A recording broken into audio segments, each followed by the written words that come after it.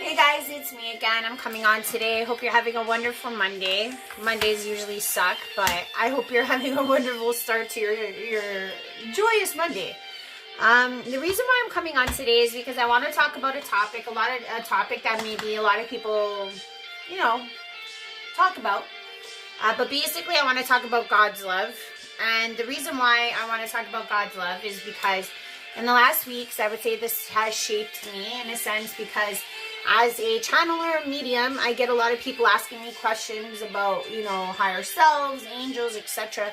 And I do get a lot of naysayers, a lot of people that come up to me and say, how do you believe in God? Or how do you even, really go out there and express this knowing full well what God's doing? As they put it. I don't believe in any of that at all. Truly, I feel like God's love is patient. God's love is unconditional, and those are the things I want to talk about. So in this time or season of a lot of misery and misunderstandings, I do want to clear some things up, or at least give you a different opinion of how to look at it. Because the first one I want to talk about is God's love is so patient. For those of you that may not understand what I'm saying, when it comes to patience is knowing both sides of the coin. So for those of you that are like, oh, how does God create so much misery in this world? First off, I want to say this. God does not create any of the misery. Humans do, okay? God allows for everything to occur. That is true. And that goes back into the patience thing. It's basically God does this. He he frees his hands and he says, here you go, children, figure it out for yourselves. So the thing is, when we see things like wars and famine, etc., and devastations, we keep saying that it's God's will, it's God's will, it's God's will. But really and truly, it's not God picking up a gun. It's not God polluting the planet so that our climate is all over the place. And it's definitely not God who's who's there at the tables when these decisions are being made. What is there is human beings deciding and then realizing that they do have the power in that instance to put a stop to it, but they choose not to. So please understand that when people say oh, why does God allow this to happen? God allows all possibilities to happen. That's called freedom of choice. That's what he gave us from the beginning of time. That's what he gave even the demonic since the beginning of time, or at least in this game that we're playing. So to think that God is going to interfere in the course of history now, that would be a little, it didn't happen back then. It's not going to happen now. But what can happen now is humans change their mind and stop it themselves. They shouldn't have to rely on God to stop it. It's their doing. So just putting that out there. But a lot of human beings seem to not see God's love or the patience of God's love for that matter. God has been patient with me, and I'm going to talk about that story. God has been patient with all of us, and I'm going to talk about that story. But also at the same time, too, I'm going to bring up a story that I think I touched upon maybe a couple months ago. So for those of you that know that I had told people in my area that I'm a channeler, that I channel higher selves, I had alluded to this artist that is in my area who draws higher selves as a profession. And almost everyone has told this guy, this is what I do. And he slowly asks me questions whenever he sees me at the park with his dog. He slowly tries to poke at things, because the thing is that what we're not recognizing in a situation like this is that he is in a crux situation. You have to understand is that much like the patience that that God affords in his love, if you truly want to understand God's love, you also can be this patient person and try to harness this, because that's what a lot of people need in this day and age. A lot of people are wounded, a lot of people are damaged, a lot of people are scared. So if you can be patient and let them kind of feel things out for themselves and let them come to you in a sense, that is a very good tool. That's what God does all the time. God lets you come to him, her, to the I am presence, okay? And in many ways, I also feel like human beings have a tendency to realize that there's somewhat of a representation of what they fear. So for example, like I said with this artist, he comes to the park, he sees me, he pokes, he asks a couple questions. This guy tells me all the time, like, oh, I'm so into the esoteric, I'm so into finding out about ghosts, I'm so into doing these brainwave, biofeedbacks, I'm so into learning, I'm so into this.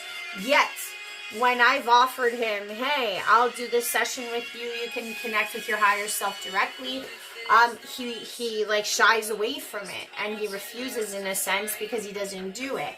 So the thing is, all I do is I sit back and I wait. You know what I mean? It's like, in a way, God is giving this young man the opportunity to forward his position in his art, etc. So in a sense, I would be God's gift to him. Like, I'm not saying that I am God's gift to humanity. What I'm trying to say in the instance that I'm proposing is that I have something to offer him, and he's not willing to take it because of things like fear or mistrust, etc. So sometimes even in our everyday lives, when God is facing us saying, hey, here's this gift, here's this thing that's going to make your life easier, make it better, a lot of us, due to fears, will end up not taking or accepting God's love, and God just backs off and is patient. Okay? God does not force anyone to do anything. So much like the negative that we see in our life, we also do this with the positive. We refuse God's love full out. You know, like, in the sense of with this gentleman, he's like, oh, I'm so esoteric, I'm so into this, I'm so into that. And in the same breath, he's actually a hypocrite.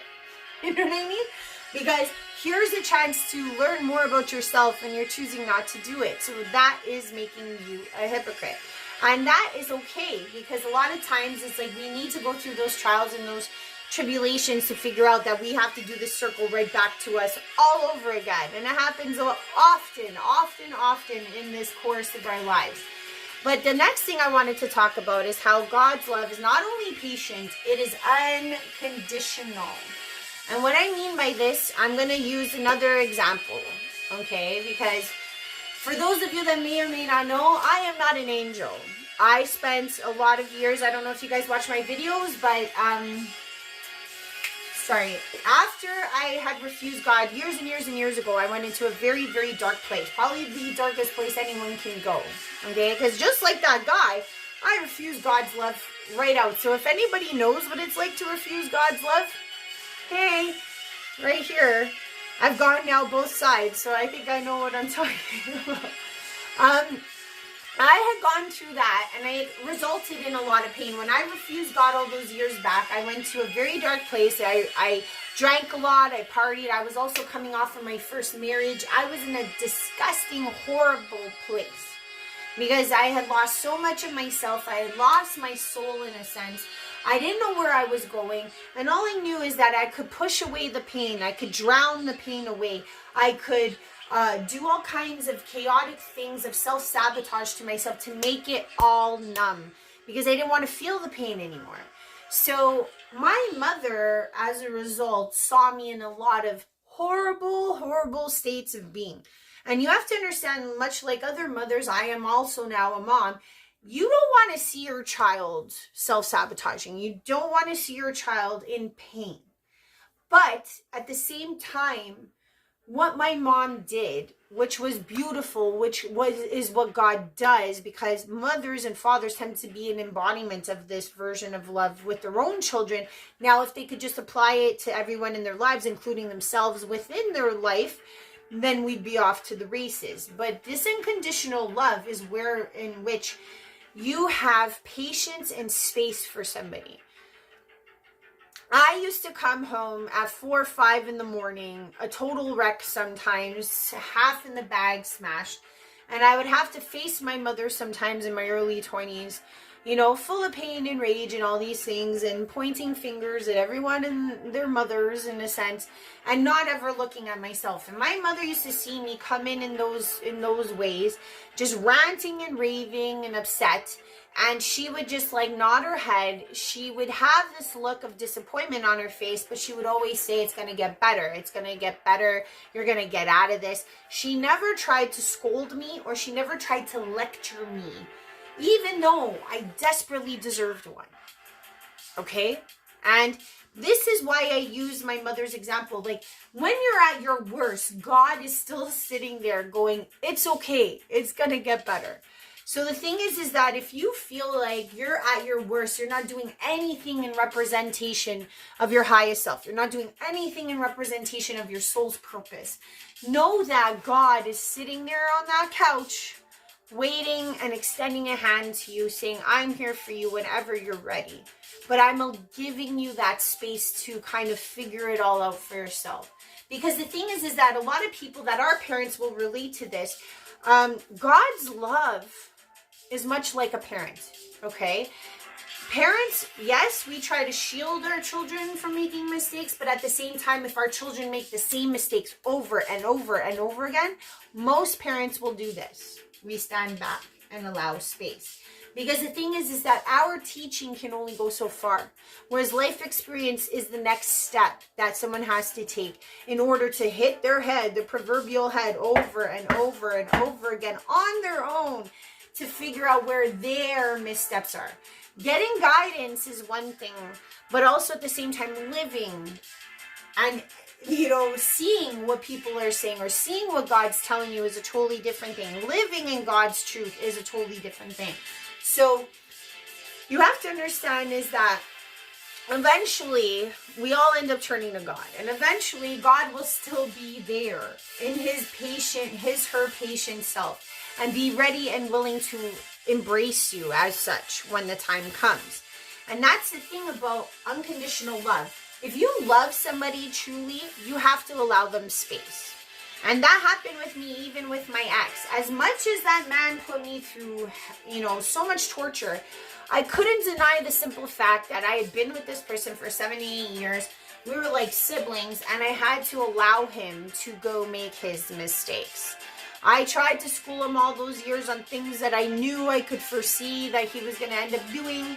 And even after he screwed me and my son over, I still had to open up my heart enough and allow him space to make those mistakes and continuously make those mistakes, because that's what God would do. So I also wanted to follow in Jesus's and God's footsteps and give him that space. Okay? So when you allow somebody to have space, they can take forever, they can take years. Like, look at it this way. God gave me the space to come back from the depths, okay? All that time back. I think I was, 23 when I got proposed, okay? 23 when I got proposed for my mission, okay? And the thing was that when I denied my mission, I got stripped of all of my abilities, like instantaneously. It's like I could feel them. I don't know if you guys have ever seen The Little Mermaid when she loses her legs. That's kind of like what happened to me. I got stripped. I got stripped of my guide that helped me with my abilities at that time. And all God said to me was that if you should not do this, your children will take it on. And I had said this in a past video. What God was actually saying to me is, you've got a second chance. I did not know that. But the thing is that even God knew that I was going to fall. God knew that I was going to deny her. God knew it. There was the possibility that I wouldn't, but God knew. And even in that knowledge, and even though I totally fell down, I totally dropped the ball, God was patient. God was allowing for this space of a mistake, if you want to put it that way. God allows these mistakes, and he allowed me to come back all the way after. Okay, I was 24. I caught back on at 36. So we're saying that's a huge chunk of time for God to wait for me to wake up. But you know what? Right when I did, I realized at that moment that God was there all along. Even though I didn't see it, even though I didn't want to look for it, even though I didn't reach for it, God was there all along. And I want you guys to know that it doesn't matter how many wars, it doesn't matter how much tragedy, it doesn't matter, because those are all self-imposed by humans. Whenever we want to reach and change this dynamic here on this planet, God will be there. Because it's not going to be by God's hand, it's going to be by ours. Through the power of God within us to say, no, we choose not to do this. No, we're going to heal this problem. God will be there for that time. So I just wanted to say that, because a lot of us, don't realize that God's love is all around us. God's love is within us. God's love is impenetrable. God's love is patient. God's love is kind. God's love is allowing for space and unconditional love beyond measure. So please don't confuse it. I just wanted to talk about that. And I just wanted to say two last things. If you do like what I'm saying, please like, please share, please subscribe. In this time, we cannot afford to turn away from God. God is going to deliver us. God is going to show us what we need to do. And the reason why, if you see as God is an existential part of yourself, it's not. God is in you. We are God. We are all facets of God. So the thing is that we have this capability within us to do what God does in terms of love. So please don't deny yourself that ability, as I did for many, many years. So I know what it's like to be on both sides. I know what it's like to be connected, and I know what it's like to be slumming and disconnected. So please, I implore you guys, don't turn away from this, because your soul will feel it. Your body will feel it. You will know the differences when you are in alignment with God's love and when you're in disalignment. So I hope that helps. But I did want to say that I did have two great situations that happened. The woman that I did the podcast with, who's in Manitoba, which is a faraway place from here, probably like a 25-hour drive, she told me, it was ironic, I reached out to her, we had a connection, and she was all sad because she didn't get to go to this conference, and she was supposed to be have her own table and stuff. And I was like, oh my gosh, me too. I was supposed to go to this conference, but I couldn't come up with the money, etc., etc. And, you know, I had some life things show up, and it wasn't the right time, I guess. You know, when things don't align, don't force it. It's not meant for you. Okay? So that's another thing I want to say. But she was like, oh my gosh. She's like, I'm going to be a vendor next year. We're so going to go. And now I feel like my dreams are going to come true when it comes to that. And it's so funny that it happens to be a woman that is so far away from me, but we've connected. And another oddity that occurred, which I thought was awesome, was there was this woman that I subscribed to on YouTube a couple weeks ago. And I thought she was an awesome prophetess. I really resonated with what she said. I even commented. And then, lo and behold, she shows up in my park. She is not from this region of Canada. She's like another 20-hour drive herself. And the fact that she was standing in my park there with me, I was like, it's not a coincidence. I'm like, that means that we're getting closer and closer and closer. Our families are uniting closer and closer and closer. So anyone that you're resonating with that's supposed to be part of your tribe, I feel like they're all coming in. Because I know now that I'm going to see this woman, we're going to connect, and now we're going to have like that stability. And I'm saying it's going to keep happening for all of us. So I just wanted to put that out there. Happy Monday, everybody. You know, really think about what God's love means to you. Because at the same time, it's like you have to be as patient, unconditional, and open yourself in order to receive. So I love you all. Have a great week. Goodbye.